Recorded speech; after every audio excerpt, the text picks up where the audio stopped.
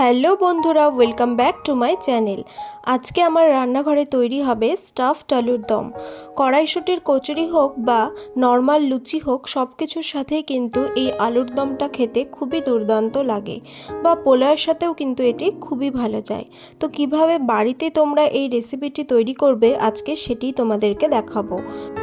তার জন্য আমি এখানে 6টা মতো নৈনিতাল যে আলু হয় মিডিয়াম সাইজের, সেই আলুগুলোকে নিয়েছি।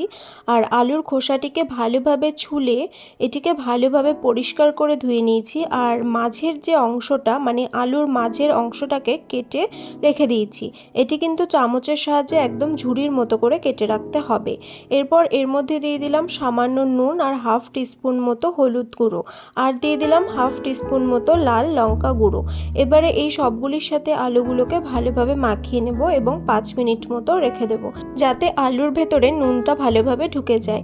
এবারে আলুগুলোকে ভেজে নেব। তার জন্য কড়াইয়ের মধ্যে কিছুটা পরিমাণ সর্ষের তেল গরম করে এর মধ্যে আমি এক এক করে মাখিয়ে রাখা আলুগুলোকে দিয়ে দেব।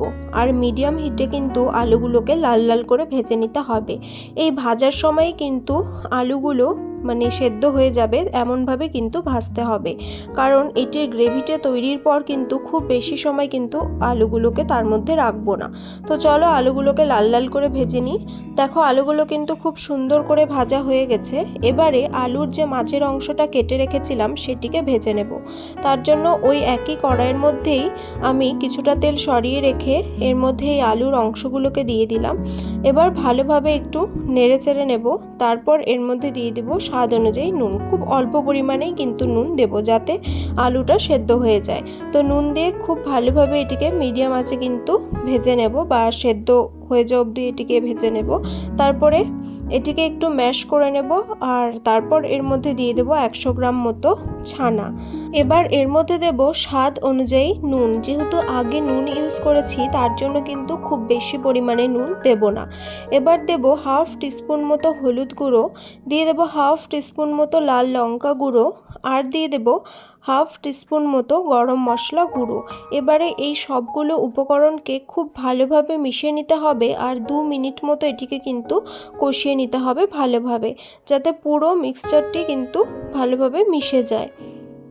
তো দেখো এখানে কিন্তু এই মশলাটিও করা হয়ে গেছে। সবশেষে এর মধ্যে দিয়ে দেবো কিছুটা ড্রাই ফ্রুটসের কুচি। এখানে আমি কাজু বাদাম আর কিশমিশ ভালোভাবে কুচিয়ে নিয়েছি। তারপর এগুলিকে এর মধ্যে দিয়ে ভালোভাবে মিশিয়ে নেব। আর তারপর কিন্তু নামিয়ে নেব। তোমরা চাইলে এর মধ্যে একটু চিনিও অ্যাড করতে পারো, এটা অপশনাল। তো দেখো এই মশলাটি কিন্তু একদম রেডি হয়ে গেছে। এবার যে আলুগুলোকে ভেজে রেখেছিলাম তার মধ্যে কিন্তু এই পুরটা ভরে দেব। তো এক একটা আলু নেব, আর পুরটাকে খুব ভালোভাবে চেপে চেপে কিন্তু এই আলুর মধ্যে সমানভাবে কিন্তু ভরে দেব। চলো তাহলে সবগুলো আলুতেই এভাবে পুর ভরে নিই।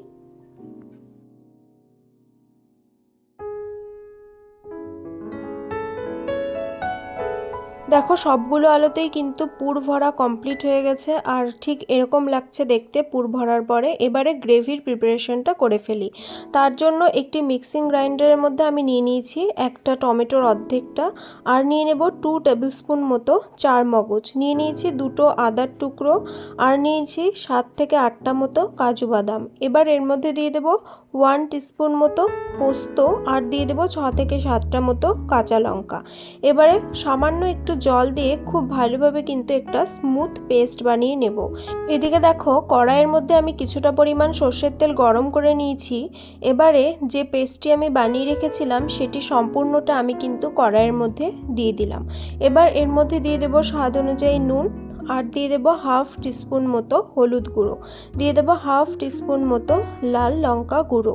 এবারে সবগুলো উপকরণকে খুব ভালোভাবে মিশিয়ে নিতে হবে। আর মিডিয়াম আঁচে কিন্তু এটিকে রান্না করে নিতে হবে, যতক্ষণ পর্যন্ত না এর কাঁচা গন্ধটা চলে যাচ্ছে। তো দেখো এর কিন্তু কাঁচা গন্ধ চলে গেছে, আর এর থেকে কিন্তু তেলও ছেড়ে এসেছে। এই সময় এর মধ্যে দিয়ে দেব 2 টেবিলস্পুন মতো ফ্যাটানো টক দই।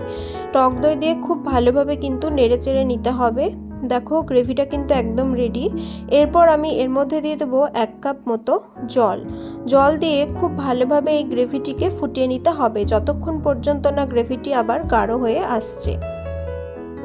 তো দেখো গ্রেভিটি কিন্তু মোটামুটি গাঢ় হয়ে এসেছে। এই অবস্থায় কিন্তু এর মধ্যে আমি দিয়ে দেবো স্টাফড আলুগুলোকে দেওয়ার পর কিন্তু এর ফ্লেমটাকে হাইয়ে করে দিতে হবে। আলুগুলো দেওয়ার সময় কিন্তু এর ফ্লেমটাকে মিডিয়ামে রাখতে হবে, আর আলুগুলো দেওয়ার পরেই কিন্তু এর ফ্লেমটাকে হাই করে দিয়ে কিছুক্ষণ মানে 2 থেকে 3 মিনিট মতো কিন্তু ফুটিয়ে নিতে হবে, যাতে এই মশলাটা বা এই গ্রেভিটা আলুর মধ্যে কিছুটা ঢুকে যায়। সবশেষে এর মধ্যে দেব হাফ টিস্পুন মতো চিনি আর হাফ টিস্পুন মতো গরম মশলা গুঁড়ো, আর তারপর দিয়ে দেব হাফ টিস্পুন মতো ঘি। ঘিটি দেওয়ার পর এর মধ্যে দিয়ে দেব 1 টেবিল স্পুন মতো কাসুরি মেথি। মেথিটাকে কিন্তু আমি হাত দিয়ে একটু গুঁড়িয়ে এর মধ্যে দিয়েছি, আর এটা কিন্তু আমার ঘরে তৈরি করা কাসুরি মেথি। তো এইভাবে গুঁড়িয়ে দেওয়ার পরে তারপর কিছুক্ষণ রাখবো, মানে 1 মিনিট মতো লো হিটে রেখে এটিকে কিন্তু নামিয়ে নেব। তৈরি হয়ে গেল স্টাফড আলুর দম। তোমরা বাড়িতে এই রেসিপিটি একদিন ট্রাই করতে পারো, আশা করছি তোমাদের খুব ভালো লাগবে। আর পোলাওয়ের সাথে তো এই রেসিপিটির জাস্ট কোনো কথা হবে না। এই রেসিপিটি যদি তোমাদের ভালো লাগে তাহলে অবশ্যই ভিডিওটি লাইক করবে, শেয়ার করবে এবং চ্যানেলটিকে সাবস্ক্রাইব করে পাশে থাকবে। আজ তবে চলি, দেখা হবে অন্য কোনো রেসিপি নিয়ে। Thank you.